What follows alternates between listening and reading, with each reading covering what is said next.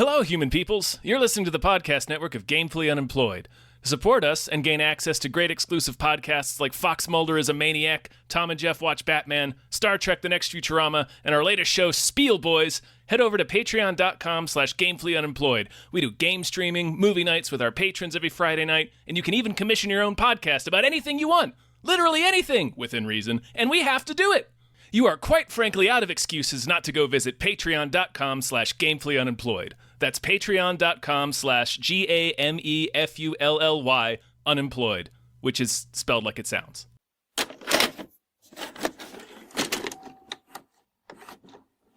I get this confused with Weird Science, Tom. I mix up a couple. It's this. Yeah.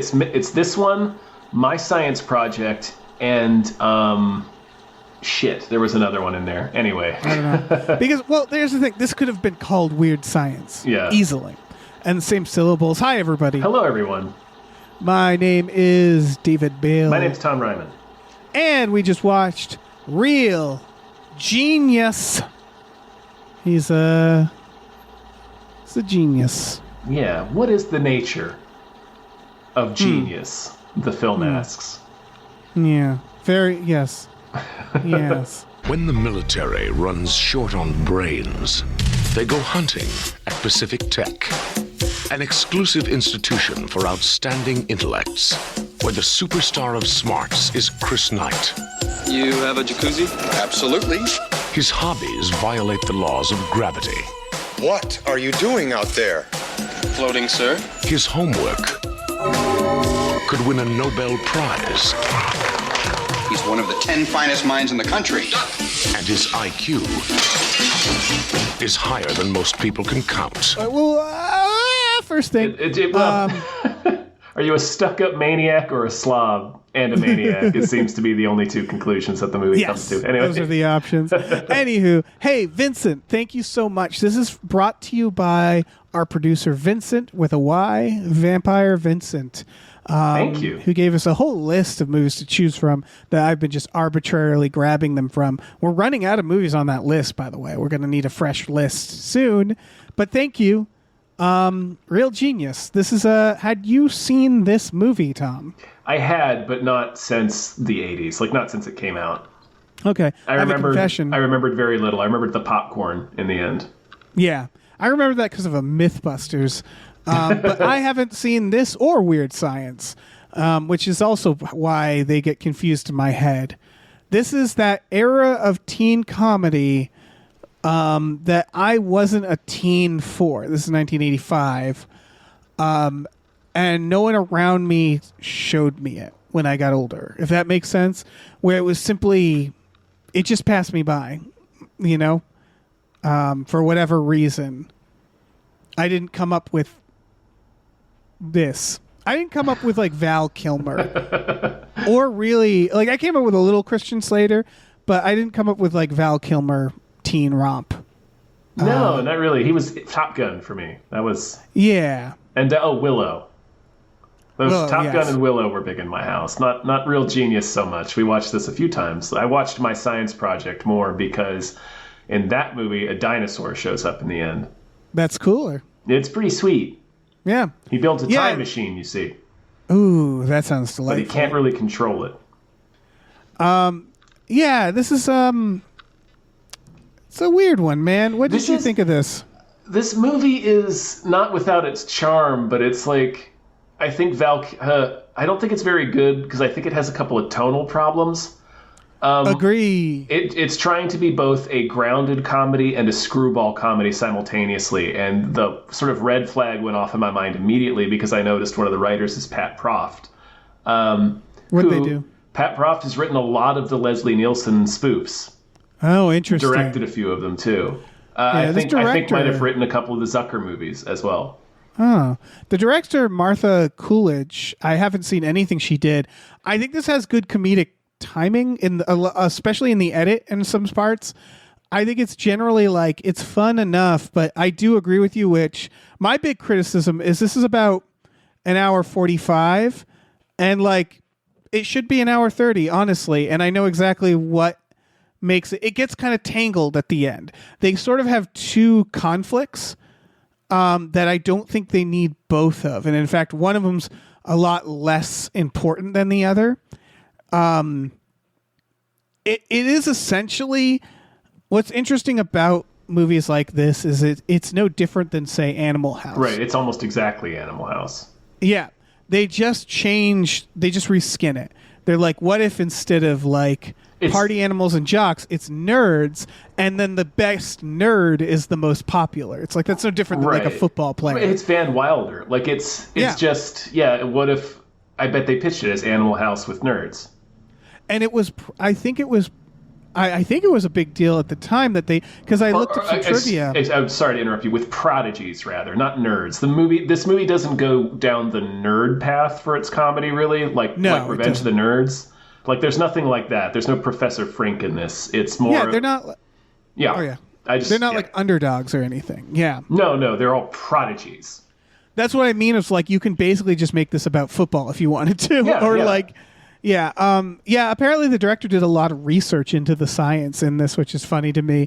And this movie, apparently, to promote the film, they had what they called the world's first computer press conference, where they set up a CompuServe network and had journalists ask questions via computer terminals, otherwise known as a Reddit AMA. Yeah. Like it's the first AMA basically to make this movie. So that to me says they really leaned into this idea of like, it's science. That's kind of cool. It's like science comedy. Yeah. I think when I said earlier that like Pat Proft's name being in the screenwriting credits was a red flag, I didn't mean that because obviously about quality. Yeah. Right. Although some of those Leslie Nielsen ones towards the latter half of his career weren't so great, like Wrongfully Accused, but not that this person's a bad sign. It's just that it was sort of an immediate sign of, this feels like it's going to be a tonal tug of war. And it is, because there will be grounded comedy jokes, and there's also a lot of like broad Naked Gun style jokes. And it's Val Kilmer's done that before, obviously, with Top Secret. But he's playing straight, and he's playing a character in Top Secret. And this one, he's supposed to be this chaotic free spirit that's like teaching the main character, who's this 15-year-old prodigy who gets recruited by William Atherton to come to this prestigious school of geniuses to do real science for real applications in the world. But like Val, I don't think he works. Like I don't think it's not a good performance, and I think that's the biggest problem with the movie. Like Val Kilmer doesn't look like he buys what he's trying to sell us. Like it always feels forced. You know who feels like this? What this movie felt like it was for? This feels like it was for Christian Slater. Like this feels like they wanted Christian Slater, and they didn't get Christian Slater. And so this is. I know this movie came. I think. Can we play with that thought for a sec? Oh, yeah. I was going to continue playing with that thought with my next thing. I was just going to say, like, the term I want to, and I know this came later, but it's like the Bueller effect of this era, which is, again, Ferris Bueller came later, but every character in comedies at this era were, like, I'm surprised Val Kilmer doesn't talk to the camera in this. I think the only reason he doesn't is because he's not really the main character. Yeah. Like Mitch, the young kid, is the main character. Right. But yes. I was going to say, I think Christian Slater, that's interesting because it's not exactly how he's written, or at least it's not how Val Kilmer's playing him. He's written more of like the Cat in the Hat or like the Cheshire Cat. Even that's like not entirely correct. It's like almost like a Patch Adams, I guess, where it's like somebody trying to like force goofiness and spontaneity, and it never feels genuine. No, it's manic pixie dream nerd. So I think I texted you while I was watching this because the way this comes out is Mitch, the main character, is so tightly wound, and there's a lot of pressure on him. Obviously, he's the youngest person in this school. William Atherton is this famous, he's like a grown-up boy genius, like freaking Hugh Laurie from Tomorrowland. That's Walter Peck, right? It's Walter Peck, yeah. He's just being... is this all the only role he had this time, in this era? It's the only role he's ever had, if you've noticed. Okay. That's such a shame for him. Because I looked at him, I'm like... Brick. Well, it's hard because you look at him and like, I can't see him playing a nice guy. Yeah, like even every movie. Tough. The guy is Biodome. He's the bad guy. Yeah. Everything he's in. I know there's some. Anyway.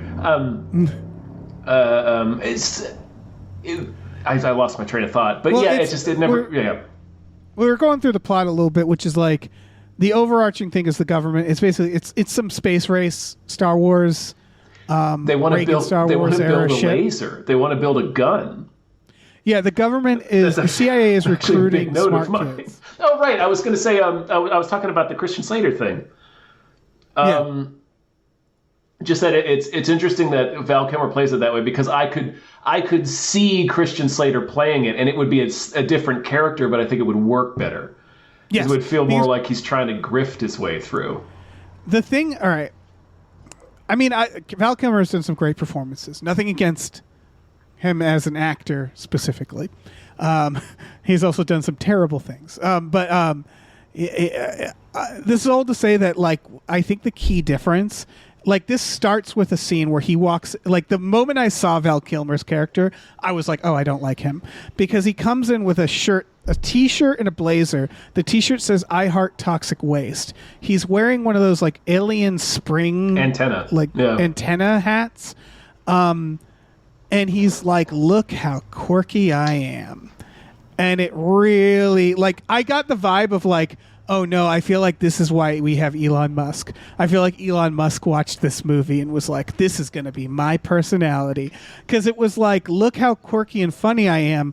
But maybe it was more funny at the time. Nothing he was doing was like outrageous. It's like, I have a funny hat on. Right, it's like, and I'm like, I don't give a shit. It's like trying to make a movie out of the picture of Einstein sticking his tongue out. Yeah. It's like, isn't this zany? It's like, I guess he's just kind of a pain in the ass.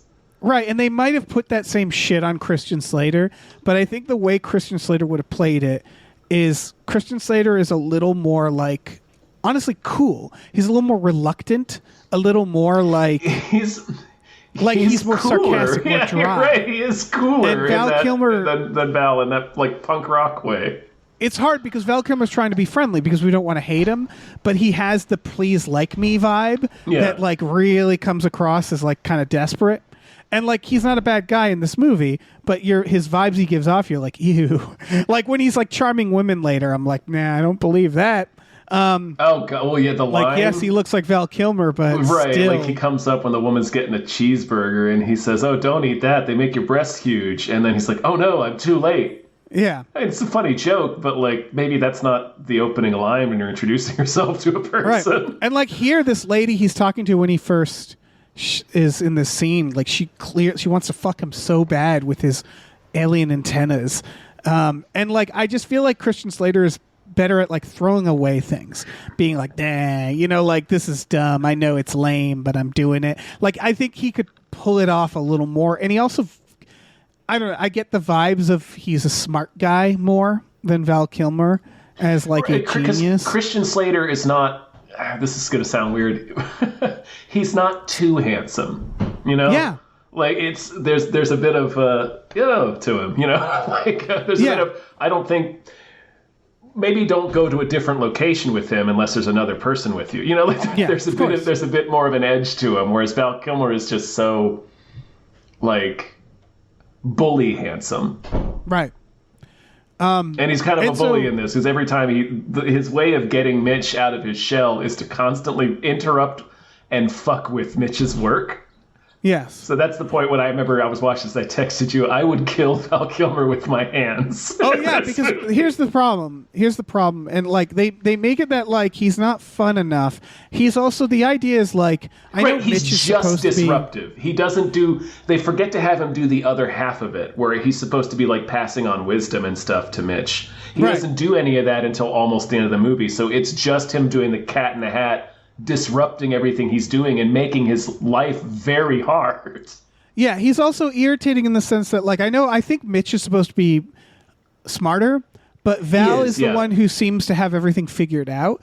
And so Val keeps saying, like, you don't waste your life studying or working too hard. And I get the message, but everything seems to come easy for him. And so, like, you kind of need that moment of, like, fuck you, man. Like, you can't tell everybody else to relax when... Yeah, like, and you're like he solves the laser in a second, you know, like it's shit like that, where it's like, you don't seem to struggle the way other people might. You know, you're a fucking genius, and you look like Val Kilmer. So yeah, it just doesn't. You got every gift. I bet you're great at sports. Yeah, of course he is, because that's the thing about this. So, like we saying it, this is basically a college romp. Play the piano like a fucking master. Right. An incredible chef. It's what I think is one of the issues with this movie is that they don't make any real distinction, because it's the 80s, between what it would be like to be an outcast or a nerd versus what it's like to be like when you ever this entire like it's all right. It's PCU. It's a little bit. It's every movie where you have the freshmen come in and they meet the party animal who teaches them to loosen up, right? Mm-hmm. Yeah. And they don't really... It's more to life than work. Right, and they don't really, like, do a especially great job at, like, representing nerds, except for, I think, the love interest. What's her name? Jordan, and our main guy. I liked how they did them, which is like, yeah, they are nerds, and they like being nerds. And they're awkward, just, like, little freaks. Yeah, but not like... I mean, she's over the top. Mitch is not over the top awkward. Oh, yeah, she's over the top. But I like Mitch is like a real like, person, which I appreciated at least. Yeah, for sure. I like that they were exploring it, but I like it's things where like when they first see the dorm, it's like whenever they show a New York subway in the 1970s. Right, it looks like the Lost Boys lived there. Yeah, it's like there's people doing heroin in the hallways practically. Graffiti all over the place. It's trashed. Right, and it's like, why? They're all nerds. Like, I don't know. I'm not saying nerds are squares, but it's like, make it more like... It just feels like they're like, let's just have them party and do the same thing. I think it's supposed to be Chris's influence. Chris is Val Kilmer's character. Right. Because he has passed the cut loose wisdom on me. He turns it into an ice rink, a sledding rink later. He Through just fills science, it with ice. which is with cool. Science, yeah. Ice that then evaporates into a gas. Yeah. Again, they do it. They just, it's like, it's not quite there for me. I don't know. There is an actual interesting through line here that they never explore as full as they need to, and it's the actual real conflict of the movie, which is that all of these bright young minds are being used to build a weapon of mass destruction. This is a trope that gets later used, like Gen V. That show does this. I think they do it with X-Men a little bit. This idea of the government, and of course, real life, the government, using the smartest minds to basically immediately recruit them into making horrible a weapon. Task. Yeah. And they're all excited about the science of it. They're so excited about the science of it and solving the problem and getting to flex their intellect and impress other people, but also getting to work with other people and being impressed by their intellect. And they have this great bond about the joy of science and discovery, completely disconnected. It's actually kind of a great scene almost, where they're celebrating after they've solved the laser problem. And fuck it, I can't believe it's been this long since we're 17 minutes, we haven't mentioned it yet. Fucking Uncle Rico from Napoleon Dynamite, who lives in their closet. Yeah, I was like, is that a ghost? Did he just see a ghost? Because the idea is he goes into the closet and then they open the closet and he's gone. Yeah. It's the former number one boy, smartest boy on campus, but he cracked under the pressure and now he lives in a secret room underneath the dorm, and he is played by Uncle Rico. Anyway, Uncle Rico walks to their celebration and sits down, and he's like, I've been thinking about it. What do you guys think you're making? Right. And there's a bit of a conversation where both Val Kilmer is dismissive of it, but what really I thought was great about this scene is they really focus on Mitch being real dismissive of it. He's like, well, it's like he does the argument that this is so prescient, which is why I think the scene is great, because we're still having the same problem with these goofballs today who don't think about the application of what it is they're building. He says that thing where it's like, well, it can be used for a million applications. It's not up to us to worry about what it's going to be used for. And then as they have this conversation about that whole idea of disconnecting morality from just the excitement of science and discovery and moving forward, just because it's a laser beam that really its only application is to murder people from space. We can't worry about that. We can't let that stand in the way of discovery. Right. It's that argument they start to have in this scene. until Uncle Rico points out, he's like, this kid, it can only work for like 17 seconds. It has to be portable. It has to be able to charge and activate the laser in a short amount of time. This is a weapon. Yeah, it's only a weapon. And there's nothing else it could do. I really love that scene, but also it kind of, I brushed up against it too, because the movie's called Real Genius. These are all the smartest kids in history that have been recruited by the military to build technology for them. And it all took them until this point to realize they're making a weapon. I think so. I think that would work if they. So here's my, because they're all taken in by William Atherton. I understand why it happened. Well, they talk about Uncle Rico later, why he broke, and he says that he always had all the answers, but it was something like he couldn't understand. After a time, he thought his answers were the only answers, or something like that. Mm-hmm. And it's this idea that, like, and again, they're brushing upon it. They're brushing up against it, which is like, you could be a really smart doctor, and you get this confidence to then go, I also know about politics. You know what I mean? Where it's like you suddenly decide you know everything about everything. And so it's talking about this idea that really smart people sometimes just lack basic common sense sometimes, because they just assume they know everything and they get kind of locked in these bubbles like everybody else, right? Right. And they also show the toxicity and corruption of it with William Atherton's character, which is the other half of the interesting through line. I just wanted to connect it to William Atherton, because it's like he represents their future if they continue down, where he just is like, he's the smartest man, everybody's very impressed by him, but he's basically just part of the machine now, and he's just grinding out weapons because that's what makes money. And he's groveling to masters, to the astronaut from the X-Files space episode. Yep. Ed Lauder. Yeah. This is so, I'm glad you brought William Atherton up, because he's actually my big note of why I think this movie doesn't quite work for me, and how it could have worked a little better, is that I think the big change that this movie could have done that would have made it really good, what if he was nice? So, like, yeah, you're right. He's really nice to Mitch in the beginning, I wanted to say. I do like that they do that. And so you do get the sense that that's the relationship he had with Val, that's the relationship he had with this guy Kent, who is a foil that they have, and that's probably the relationship he had with Uncle Rico as well. Right. But the beginning, and I know why they did this, because the movie begins in space, and I was not expecting to begin in space. With a space shuttle flown by Stacy Peralta? Did you notice that? No, who is that? Dogtown and Z-Boys, Bones Brigade. He's the Lords of Dogtown. He's like a legendary skateboarder guy and documentary filmmaker. Why would they do that? Probably because they were fans. I don't know. And that's a moment that you go, okay, movie, you have my attention, which is what they want. They want to have our attention. I get it. But I think by introducing that, showing that William Atherton is secretly working for the CIA, I think they could have cut all that out, and we should have figured it out when they did, because I think that would have been so much more effective. That would have been really good. And then you're right. So we don't see the scenes where Atherton's getting pressure. Exactly. We just see him getting more and more tense and less nice, and like that mask of being a nice guy slips, of being the father. He's a father figure to all these kids is the clear implication we're given. But he's just using them because we see the line of them. Mitch is just the latest one. He's in the process of casting Val aside. He has cast Kent aside. Yeah. And we know he's bad from the beginning because they show us. Yeah. They show us. So like if they made him nicer and and they went into this idea, because the thing is, it's easy to look at Val Kilmer, who's like being like, work isn't everything, lighten up, when you know that the dean is the bad guy, right? Because they're trying to do the college romp, the stuffy dean. They thwart him. They do pranks. Mm-hmm. And I think had you cut that out, this movie would not only just be 90 minutes long, because you could cut out this entire... They have this sequence at the end where he has to like do the finals and be a good student on top of thwarting the CIA. And it's like, pick one. Pick the more compelling one. You don't need this we have to thwart William Atherton. Anyway.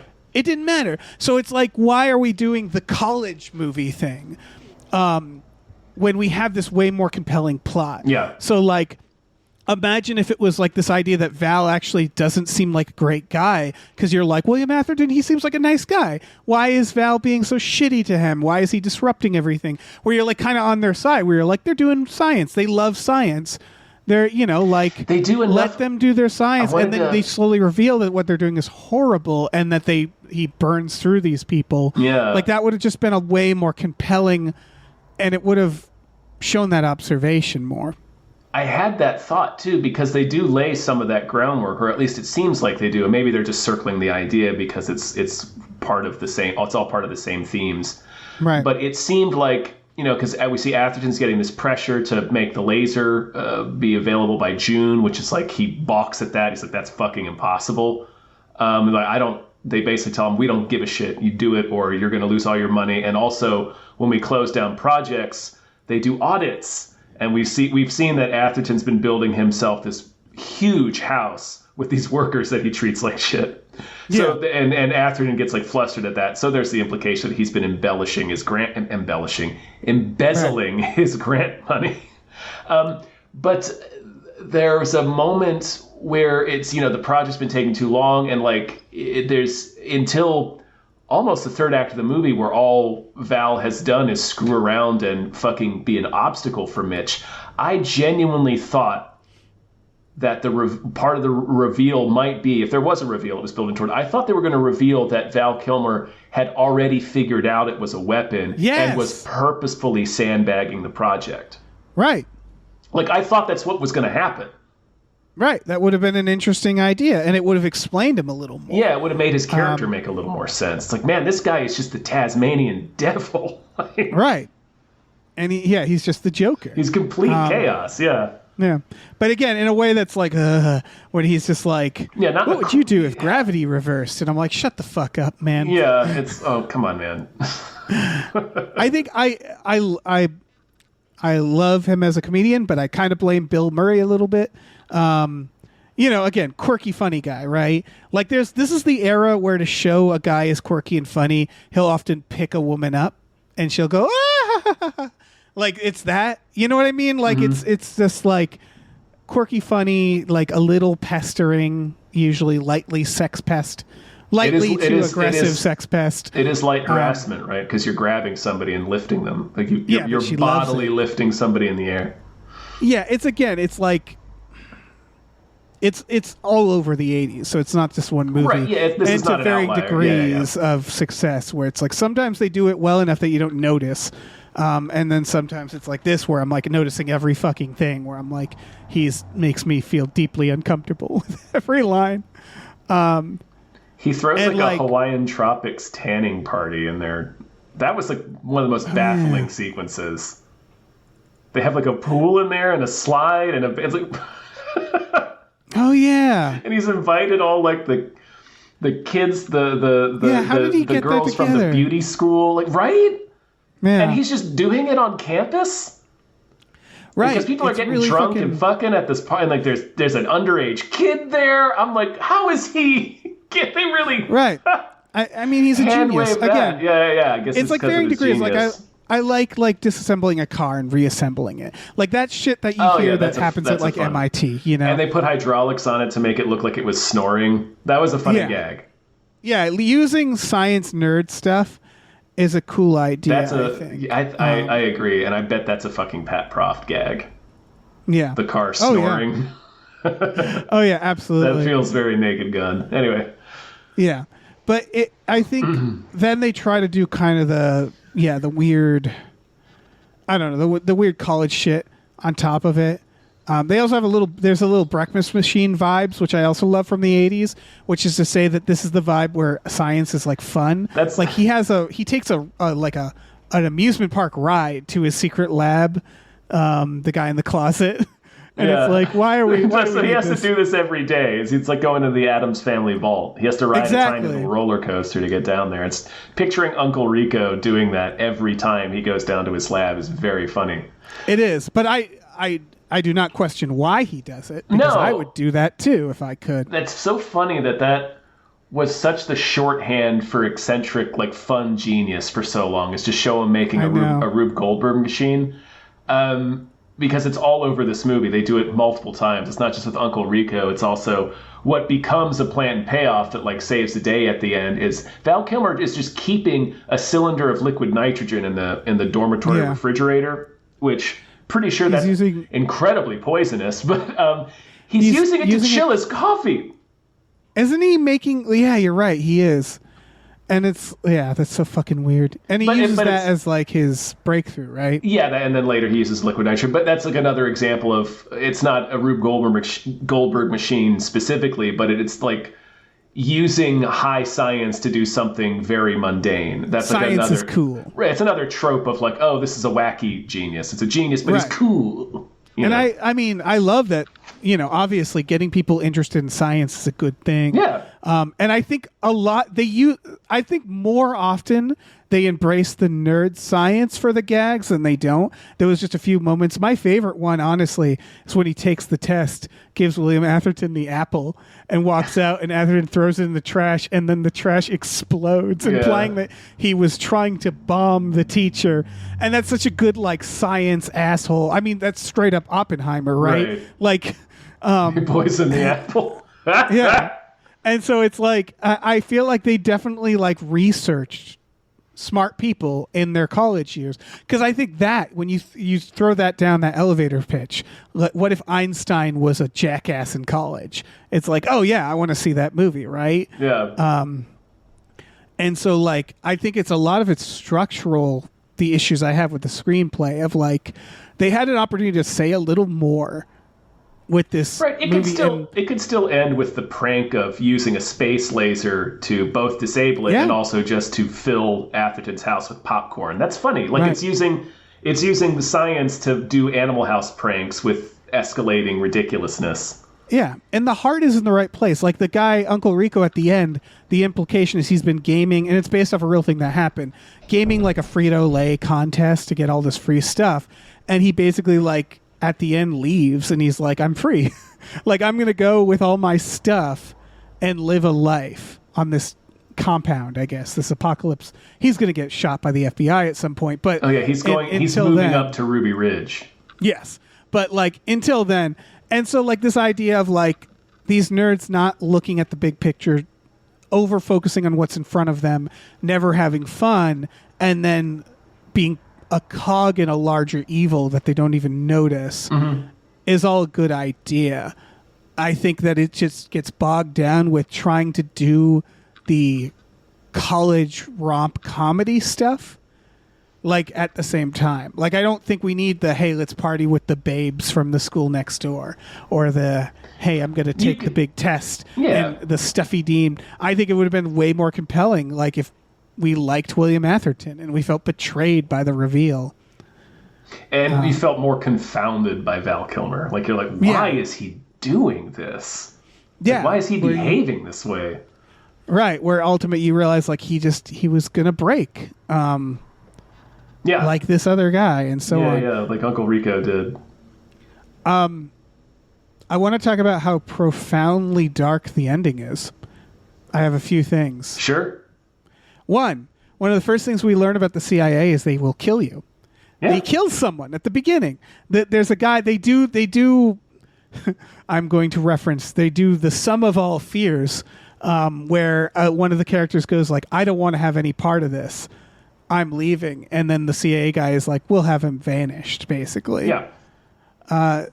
So they establish that the CIA does not take kindly to failure. We haven't talked about Kent, who is the underling, a very sad fucking character. Sad existence of Kent. Yeah, he wants to be. He wants to be the star mournful pupil. tune on an Irish penny whistle. That's Kent. Yeah, he wants to be the star pupil, but he isn't. William Atherton doesn't respect him, but he makes him like wash his car and shit. There's that incredible scene where he keeps calling Atherton Jerry, and Atherton is like, "When did we become on a first name basis?" Right. I was waiting for the actual star kid to call him Jerry and for Atherton not to say anything. Like, I thought that's what they were leading to. Right, you would think that's what they were building toward, yeah. But it's just with they Kent. Didn't need to. Because Val Kilmer calls him Jerry too, and Atherton doesn't stop him. So Kent, you sort of get the impression that he was never the number one guy. He wanted to be, but he was never the number one kid. Exactly. And so like there's this great darkness in Kent. An ocean of darkness. Yeah, he's a very sad man. And they do like a prank war that ends with him like destroying the project, which is escalating a lot. And so they decide to prank Kent by making a radio signal go through his braces. And they convince him that Jesus Christ is talking to him using this radio signal. Jesus sounds like Satan. They do like this. They're doing a voice modulator, yeah. I need to say that my stepdad did a version of this prank in high school. I'm not going to elaborate further because that's just a family story. But yeah, family crime. I have heard a version of this prank before. Oh yeah. I mean, I know that these things can braces can pick up. Put the tape recorder in the ceiling. Yeah. Rather than in his braces. One of the fun things you could do, kids, if you're listening, if you're in class, get multiple people to just lightly hum without opening your mouth. Just go and watch the teacher try to figure out where the noise is coming from. That's a fun game. Anyway, what was I? Oh yeah. So they convince Kent that Jesus is telling him what to do. They get information out of him. Jesus wants to know where the laser is, which Kent should realize. If you're Jesus, don't you already know? Right. But, and it's coming like, where's the laser? It's like, are you the Russians? Right. Come on, Kent, the movie's called Real Genius. Right. And Kent's an asshole, don't get me wrong, but sucks, again, you sense this darkness and desperation in him where it's like you kind of want to reach out to him. Embraces oblivion at the end. I know. And I thought they were ultimately going to have a scene where Ken starts crying, breaks down, and like it gets, makes up with the group. And it's like, I'm sorry, I was such an asshole. I'm so insecure. But no, they drive him insane. Yeah, they break to the point Kent. that he walks into the house that they're telling him don't walk. Like even Jesus now is saying, don't go in the house. Something bad's going to happen in the house. And he's like, no, I want that. And he's in the house where they pop the popcorn. And then I think Kent dies. No, maybe he should have died, but he gets pushed out of the front door in a wave of popcorn. Right. So there's But Kent. for all they knew it was going to kill him, right? They were shooting a gigantic space laser at this house that he was walking into. So Mitch and Val behave as though Kent is walking into his doom. Right. So there's Kent. And if Kent didn't die, a part of him did. And that's all we know. That's all she wrote for Kent. Second thread, we have William Atherton, who is working with the CIA under threat of death, who fails horribly when they explode his house. The last shot of this movie is him driving up to his house and just standing next to his car and just looking at it. He's not even going like, oh, geez, what am I going to do? None of that. He's just a man who is enveloped in a great darkness in his life, contemplating his future. Right. And they're like, end of movie. And I'm like, that man's going to get either murdered by the CIA or he's going to murder Val Kilmer or himself. Yeah. Like that's all to say after the credits roll, something really bleak is going to happen to all of these people. Something I would like to point out as well, that the laser, the military still has it. Like it caught it caught fire and stuff, but like they know how he made it, and all they really did was switch around the targeting chips in it. Yep. That's my final fucking thread that I was going to say, is that I assumed they were going to expose the CIA with their science. The press was going to find out. Something would have to happen in that like zany way where the CIA has to back out, or the CIA goes like, the laser doesn't work. We'll cancel the program. None of that happens because the movie is so focused on William Atherton and like thwarting the dean that they kind of forget the larger evil at work. And I know that's not realistic, but neither is everything in the film, right? So that's what's so wild about it, is that they kind of thwart the middleman, the people who are kind of also victims of this larger system. Right. I think you could argue that like they had just perfected the laser, and then when Atherton steals it from the lab, so maybe they hadn't maybe that's. I mean, we know it's the only laser. Maybe they could. I don't know. You could argue that they could like change their notes, and that since the laser's completely destroyed, maybe that's back to square one for them. But it really feels like they'd already done most of the work. It feels like an action movie. Yeah. Imagine if like John McClane killed the one blonde henchman and then just never bothered with Hans Gruber. That's what it feels like to me. Is like all done. They established that Atherton is under this great pressure and like he's an asshole. Don't get me wrong, but the whole movie is sort of about this like passing on this pressure. And so you'd think they would understand that, like, he is also a victim of this, as is Kent. But because they want to be, like, a fun college film, they're happy to just be like, fuck the dean, you know? And fuck the main bully. We're done. And it's like like you're saying, they're talking about this larger system without actually, at the end, thwarting it. Yeah. It's just weird that they took the time to, like, elucidate it, like, point it out. But not without saying anything about it, yeah. Right, without saying, and you should take that down. Yeah, that's that bigger what needs system. to stop, yeah. Not the middlemen within that system. And so it creates a situation where it's like, well, the CIA is still going to murder people from space. William Atherton is going to shoot somebody, either himself or Val Kilmer, or be shot. And Kent is just gone. In this like sad little darkness of his own. And so like when it ended, I was like, man, that is a dark ass ending. But I guess Kent's gonna get really into drawing his own graphic novel or something. Yeah. Oh yeah. That's the best case scenario. Yeah, it's just I think a lot of 80s movies do that, right? They like end on these notes where they're like, we did it, and you're like, did you though? That all felt very dark to me. Yeah. Like I love the era of zany 80s where like the pranks could have been classified as attempted murder, you know? Yeah, and we just stopped thinking. Like there's no consequences in the 80s. We don't think that far ahead. It doesn't matter that we may have thwarted this test, but we still gave the military like 90% of a death ray. Right. It's real like Reagan era shit. It's the purest distillation of Reagan era mentality. Yeah. There's like no tomorrow. There is no tomorrow. Yeah. It's no real consequences, but we showed that fucking stuffy bureaucrat. Yeah. That's what matters. It's great.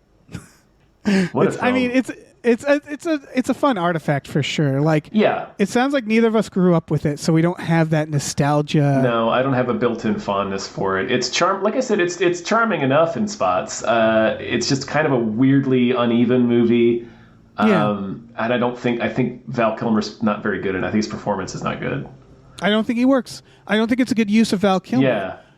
I think Val Kilmer kind of is good at playing kind of like a more intense guy or kind of a jerk. Well, it's just sarcastic. Because all of this comes off as sarcastic. Like he comes off like a bully in this movie. Yeah, and they want him to be more like Ferris Bueller. They want him to be genuine. They want him to be genuine, and he just doesn't come off that way in this movie for whatever reason. No, because it's a tricky era where like bullies were the cool characters often in movies. Like, it's the Ferris Bueller thing, right? It's the Bugs Bunny of it all, which is to say that at no point is he seen as an underdog. He's like, can't do wrong. Our main character is the nerdy underdog, sure, but we all want to be like Val, and Val is the guy we're following the most. He's almost the main character, and he's basically like, he thwarts everything thrown at him. Like, the closest he gets is when Atherton's like, I'm going to fail you, and there's like a scene where he's like, I'm going to drop out. And then he's like, no, do pranks. And then that's it. You're right. He's back out. I will do pranks. And he does. Yeah. Their prank is to sneak onto a military base and sabotage a weapons testing event. Right. I had to point that out. Oh, yeah, for sure.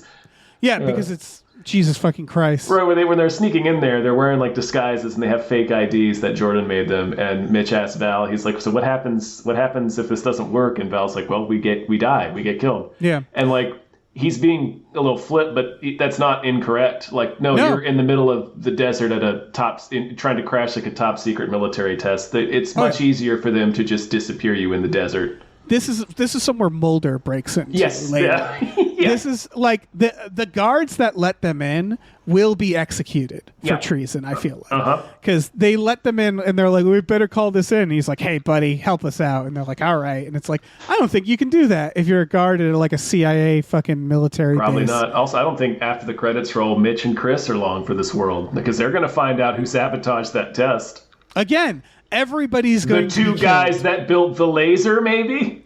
Yeah. It is going to be real bleak at the end of this movie. Yeah, it's going to be a massacre. Yeah. Oh yeah, I had two notes I wanted to say about the filmmaking. One is that IMDb trivia. I never even thought about this. The part where any scene with the laser beam, like when it's bouncing around campus and stuff, is a really hard effect because you can't see a laser. So they had to use like smoke effects without you seeing the smoke, right? Because it has to look like there's no fog. That's all to say that it took them a lot of work and it was probably a pain in the ass. But I mentioned the editing, and I do want to shout out, like, there was some visual, and like knowing that it's Naked Gun, there's some like good combo editing and like basic gags. They weren't even huge. Like, I really like when William Atherton and the other guy are driving and he can't be seen with him, so he covers his face with the driver's face with a newspaper, and the car like nearly crashes. It's like a real quick sequence of edits, and it felt like a Simpsons gag where he's just like, "Why'd you cover my face?" He's like, "Well, I already saw my face." Like little things like that were I think very well done in this movie. Yeah, it has its charm, and there's some genuinely good jokes. Like I got a good laugh out of when they did the Jesus prank on his teeth. Yeah, and they said, and stop playing with yourself. And he's like, it is God. And the scene, very quick cut right at the end of that. I think it's very good comedic directing. The script needed work. The timing is there. When they're like looking at the car and he acts like it's going to explode and goes jump, and then they both jump and duck, and then he just continues the conversation. Like little things like that. Like there was some good pacing in that. So that's all to say, like, this director seems to be very good at her job, but... Yeah, it just doesn't, ultimately, it just doesn't work that well. It's a fine movie, it's funny enough, it's charming enough, but it's not, I can see why this isn't like a big movie that people go back to, right? This isn't a big movie in the zeitgeist. No. I think it could have been good with one more pass. I think it just needed like a little more tweaks to be shortened, and like I like the casting is kind of an issue, but like I don't think it's like terrible. That's why it's frustrating because it's like they got some good ideas here. Yeah, it's funny saying that about fucking real genius. Yeah. Better luck next time, 40-year-old film. Well, that shouldn't be true. No, don't say that. Yeah, this movie is... I'm older than this movie. That bums me out. Yeah, me too. Let's. You want to be finished before we get too sad? Before we get Kent sad? Yeah, Kent sad. Walk into oblivion. Vincent, thank you so much for your support and being our producer and having us watch this movie. And if people are interested, this was through our Patreon, patreon.com/gamefullyunemployed. We have all sorts of exclusive podcasts on there, like Tom and Jeff Watch Batman, Fox Mulder's Maniac, Star Trek The Next Futurama, Spiel Boys. We watch movies every Friday night with our patrons. We have a bunch of tiers where you can get custom podcasts. We have a Discord community that's great. So check all of that out. So much stuff to check out. Yeah. And here's a little bit more. We have a store. Head over to gamefullyunemployed.com where you can find a link to our Teespring store where we have all kinds of cool original artwork and designs you can get on t-shirts, mugs, stickers, posters, all sorts of things. So slap your genius peepers onto that. Yeah, wicked smart. Your jeepers. Yeah, your jeepers. Let's be done. You know what? Well, wait. What you have? What you got? I'm deciding that this takes place in the Will Hunting universe. Okay. The Huntingverse. Yeah, the Huntiverse. Yeah. So was one of these nerds like future Stellan Skarsgård? No relation. Connection. No, it's just the same universe. It's the same universe. So we know that on the other side of the country, Will Hunting's out there. Somewhere. Somewhere. Fucking mopping up floors, thinking about apples. Yeah. Sick fuck.